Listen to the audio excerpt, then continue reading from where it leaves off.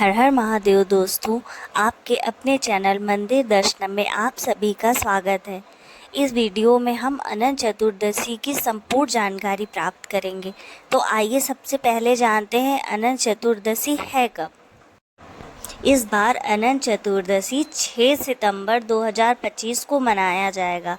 यह भाद्रपद मास के शुक्ल पक्ष की चतुर्थी तिथि को मनाया जाता है।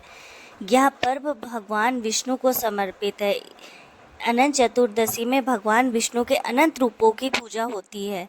यह त्यौहार महाभारत काल से मनाया जाता है। कहते हैं पांडवों ने सबसे पहले इस व्रत को किया था और उनके सभी कष्ट दूर हुए थे। इस पर्व में भगवान विष्णु के 14 अनंत रूपों की पूजा की जाती है। अनंत चतुर्दशी की पूजा सुबह ही की जाती है, इसलिए ब्रह्म मुहूर्त में उठें और स्नान आदि से निवृत्त होकर व्रत का संकल्प लेकर पूजा स्थल पर कलश की स्थापना करनी चाहिए। उसके पश्चात एक पाटे पे पीले रंग का कपड़ा बिछाकर भगवान विष्णु की तस्वीर स्थापित की जाती है।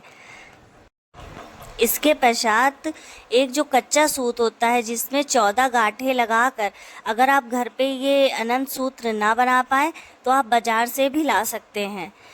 अनंत सूत्र को भगवान विष्णु की तस्वीर के सामने रखकर उसकी पूजा कुमकुम, केसर, हल्दी आदि से करनी चाहिए और इसे भगवान विष्णु जी को समर्पित करनी चाहिए। इसके पश्चात विधिपूर्वक पूजन करने के बाद अनंत सूत्र को बाजू में बांध लें। पुरुष अपने दाएं बाजू में बांधे और महिलाएं अपने बाएं बाजू में बांधे। अनंत सूत्र में भगवान के 14 नामों की भी पूजा होती है। जैसे सबसे पहले श्री अनंत भगवान, इसके बाद ऋषिकेश, पद्मनाभ, माधव, वैकुंठ, श्रीधर, त्रिविक्रम, मधुसूदन, वामन, केशव, नारायण, दामोदर और गोविंद नाम की पूजा की जाती है। अनंत चतुर्दशी का बहुत अधिक महत्व है, तो आइए जानते हैं इसे मनाते क्यों हैं। 6 चतुर्थियों का खास महत्व होता है, जैसे भाद्रपद मास की शुक्ल पक्ष की अनंत चतुर्दशी, कार्तिक कृष्ण की कृष्ण रूप या नरक चतुर्दशी, कार्तिक शुक्ल की वैकुंठ चतुर्दशी, वैशाख शुक्ल माह की विनायक चतुर्दशी, फाल्गुन मास की चतुर्दशी महाशिवरात्रि जिसे कहते हैं, और श्रावण मास की चतुर्दशी शिवरात्रि का खास महत्व होता है।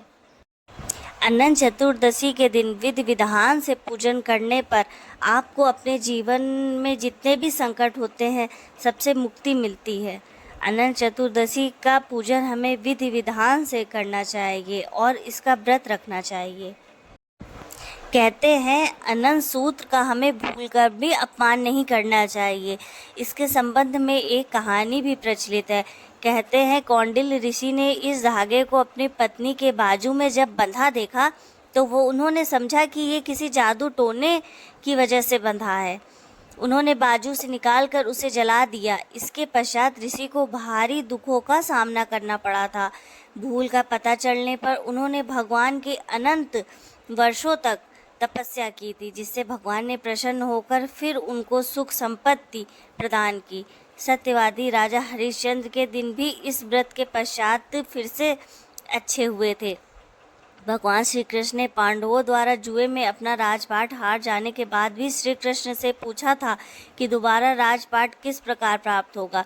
इस कष्ट से छुटकारा मिले इसका उपाय बताइए। श्री कृष्ण ने उन्हें परिवार सहित अनंत चतुर्दशी का व्रत करने के लिए बताया था।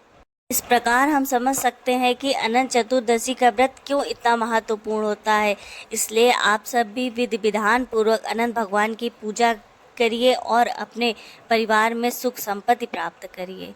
जय श्री राधे।